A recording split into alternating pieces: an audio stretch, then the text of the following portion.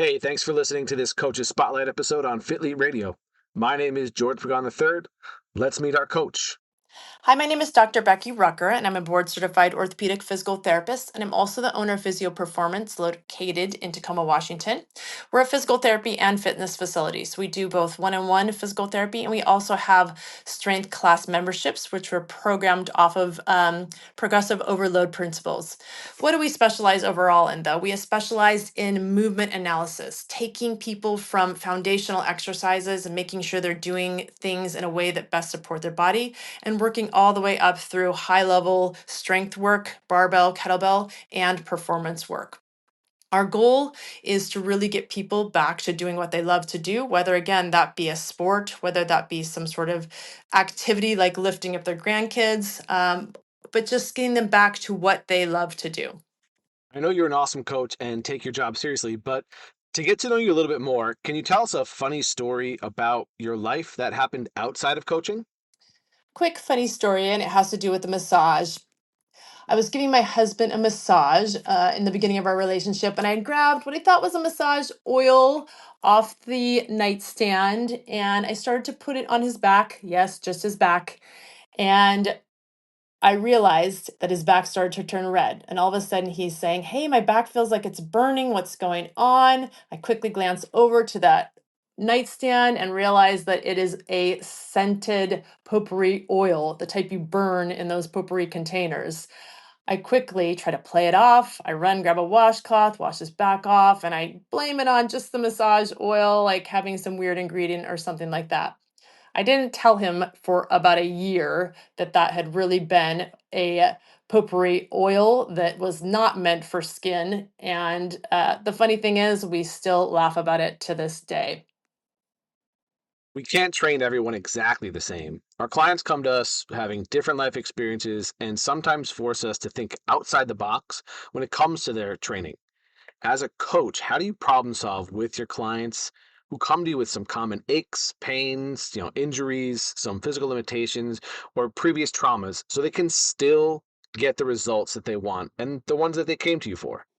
As a physical therapist, I'm going to talk to you about how we work in our strength classes.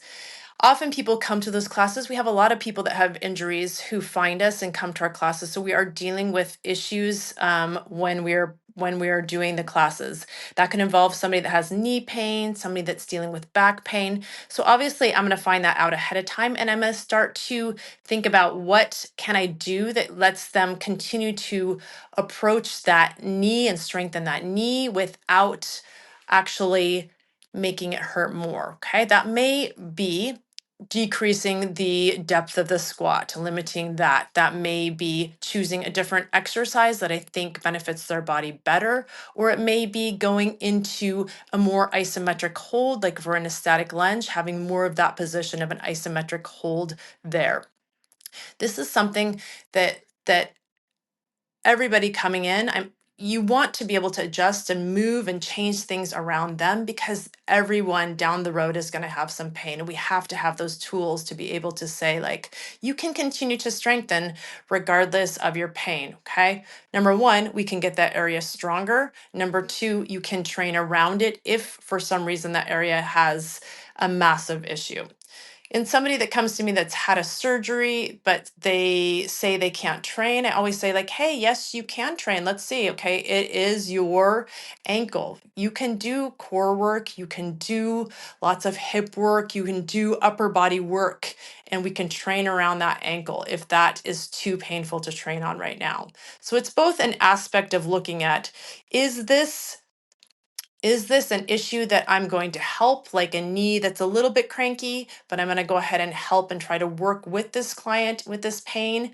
Or is it an issue that I'm going to just work around and program other exercises or have them do other exercises where they can still continue to strength train, but not while they're having that pain? Also, another thing to point out is when I'm dealing with people with physical therapy, I'm telling them you are going to have some pain as you're starting to get stronger. I don't want that pain to go above a 6 out of 10, and I don't want it to last longer than 48 to 72 hours. But as we're starting to strength train and get more strength around a joint, it is normal to have pain and to have that and to be okay with it. Just like we are, most of our clients are spending time on social media and can get information from other people in their family and social circles.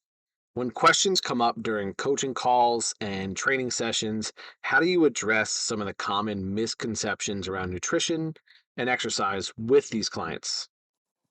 I'm going to talk to you about the fitness side of things and some common misconceptions that I see. And one of them would be about stretching a tight area. Somebody might come to me and say, "Hey, I have had this hip flexor tightness. It's just so tight. I found this video on YouTube, and I want to have you look at it and show me how to do it. I've been using it, but I'm feeling worse." So what I have to say is like, look, that tightness may not be actually from being a short muscle. That tightness is usually the muscle telling you that your body needs strength and support around the joint. That muscle, that hip flexor, is actually trying to control. So it's tightening up and trying to support the joint. So this is an area that we need to strengthen, not to stretch. And I'll tell them, like, look, hey, what's happened? You may feel better when you initially stretched, when you did that YouTube video, but then does the pain come back right away? And they usually say yes. So I'm going to look at what they say. I'll look at the exercise, but I'm also going to try to educate them as to like why. Why would this muscle be tight? It's not tight because it's truly a short muscle. It's tight because it's trying to protect your joint. So if it's trying to protect your joint, what do we need to do? We need to strengthen it, not to stretch it. Another couple common misconceptions that often come up are no knees over toes. Like I can't push my knees past my toes, like it's going to hurt my knees, or heavy lifting is going to hurt my back. So I'll just talk to them about this. Like, hey, when you go to sit down in the toilet or you go to reach something on the ground, your knee is going past your toes. You need to be able to be strong in those motions, or your knee will start to hurt. Will we go ahead and monitor that and make sure that when we're doing our exercises, we might initially limit the motion? Sure. But are we going to progress into those knees going over the toes? Yes, because we need to be strong in those positions that we live in and move in everyday life. In regards to the heavy lifting for the back, I basically tell them, like, look, you need a strong, resilient back. You should be able to do heavy lifting if you're taught in the proper way. If you start with the foundational exercises and work your way up to some of this uh, m- heavy lifting with proper form. So overall, I really just try to educate them as to the why. Why is that misconception there? And how are we going to change it so that you can see the other side of the misconception? Our clients can come to us for many reasons, and often they tell us in their consultations or new lead questionnaire that they have multiple goals or they're trying to work on a couple of things. Usually it's not just one sole specific thing. How do you approach goal setting with these clients who have multiple objectives when you ask them about what their goals are? So, as a physical therapist, I have lots of people that come to me with pain in multiple body parts, and they want to address it all. They want to have no pain, and then they also often have functional goals. They want to be able to, pick up their grandkids off the floor. They want to be able to run a half marathon, different things like that. So we have to kind of dial down. Like number one, if you have multiple body parts that are involved, what is the priority? What is bothering you the most right now? Okay. So we're going to look at that first. I'm going to ask them, what do you want to work on first? That's usually what we're talking about for pain wise. From there, we're looking at their goals and figuring out like what are the steps that are going to take you to get to this point? Do I see it happening in the next 6 weeks, or is this something that's going to take a 6 month to a year program to lay out for you? So if you're, somebody that wants to get to running to a half marathon, but you're a little bit overweight and have pain, we've got a long ways to go to kind of get you to that point. So there's going to be goals set up, short-term goals and long-term goals set up for you. Number two, when I'm talking to people about their goals, I have to let them know in order to reach these goals, we need to be consistent in certain areas. And primarily my areas revolve around exercise and or soft tissue release, things like that. Although nutrition and hydration and things like that are also innately involved in it. But the primary area that I work with them is more on that fitness side. So we talked about things like habit stacking, about, for instance, I habit stack by drinking water or putting water in my car. So every time in my car, I drink water. Okay, that's a habit stack for me to be more hydrated. So I talk to them about, like, if we're fitness or these exercises need to be added into your life and you're not used to doing exercises, what do we need to do? Let's go ahead and set a time. Like, are you going to do it right when you get up out of bed?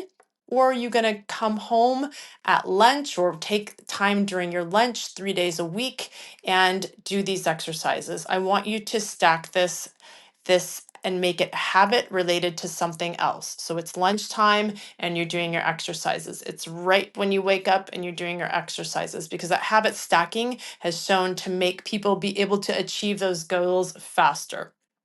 I also want people to think about physical therapy not as a home exercise program for the rest of their life to get to their goals or to achieve no pain, but as something that they're learning about their body. And so they start to integrate some of these movement patterns and these exercises into their fitness. I believe all coaches should have similar baseline knowledge before starting to work with people. And I'm building FITLETE to help bridge some of these gaps that exist in our exposure to education. What experiences or qualifications do you think are crucial for coaches to have in order to deliver the best service they can for their clients?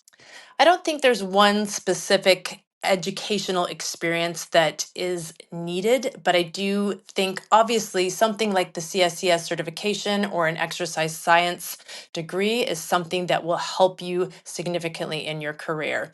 I do believe, though, that to become a truly awesome coach or physical therapist, that you need to have residency or internship or time under a mentor to be able to grow and learn. Okay, because we have these principles out there, but until we put it into practice, until we practice it and practice it and practice it, we don't become actually knowledgeable or good at it.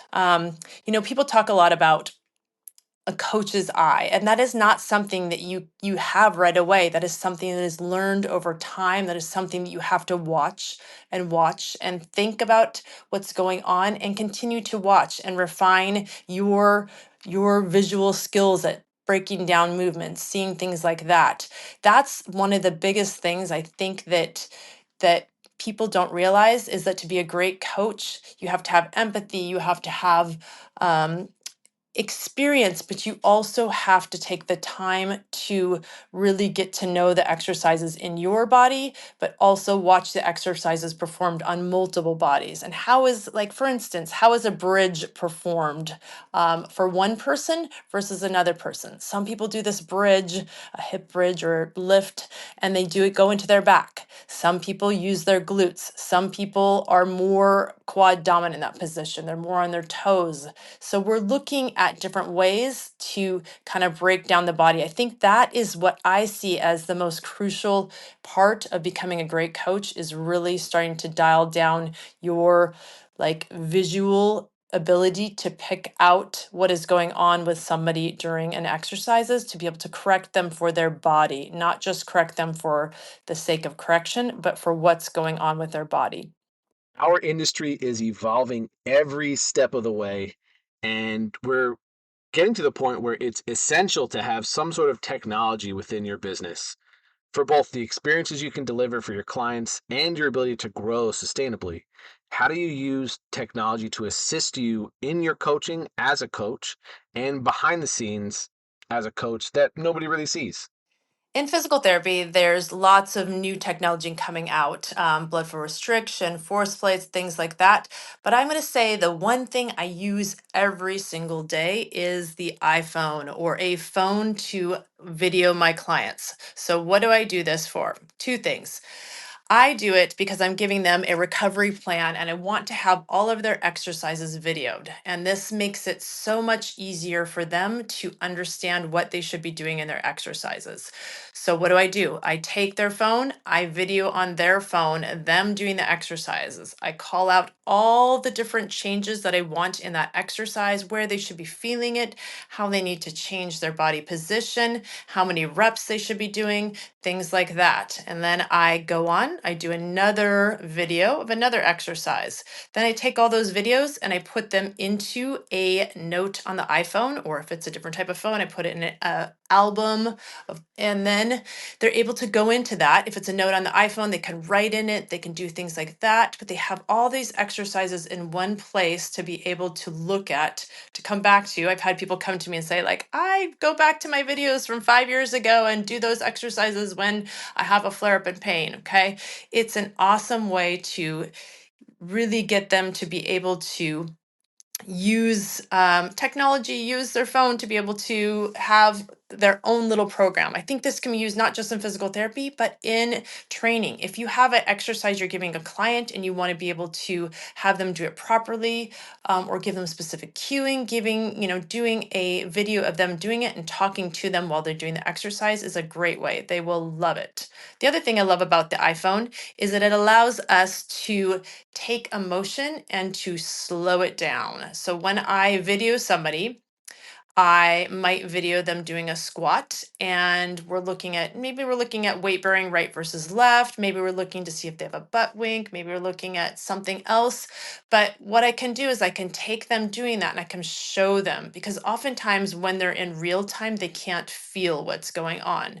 So if I give them that visual awareness, that brain body feedback, by actually via watching it, they can actually start to think about that a little bit better. So they love to see, I'll take the video, I'll have them come over, look at it. We'll use the pause button and then kind of scroll through it and slow down at any part that I think needs to be worked on. I'll say like, hey, look in this position, you were more weight bearing on the right. Look, your right foot was turned out here. Something like that. We're just in an age that now being able to video people, show them that is like a mirror around them at all times, but even better than a mirror. Becky, thank you so much for coming on and sharing some great info about yourself. I met Becky while attending the Real Coaches Summit, and we met pretty organically. I think that's probably the best way you can meet somebody new. It's not forced, and it just feels like it flows. We had shared some connections in the group of people that we were hanging out with, and essentially just joined in the conversation that was happening amongst everybody. And that was pretty much it. Once she told me about her clinic and how she bridges some gaps between training and therapy, I was not only impressed, but inspired by what she does and has continued to do to help people. I'm glad you got to know Becky a little bit more through this episode. And check the show notes to see how to connect with her best. And that's it for this episode. If you want to learn more about FITLETE and possibly get your own episode, visit fitlete.com. That's FITLETE.com. Thanks, and I'll talk to you soon.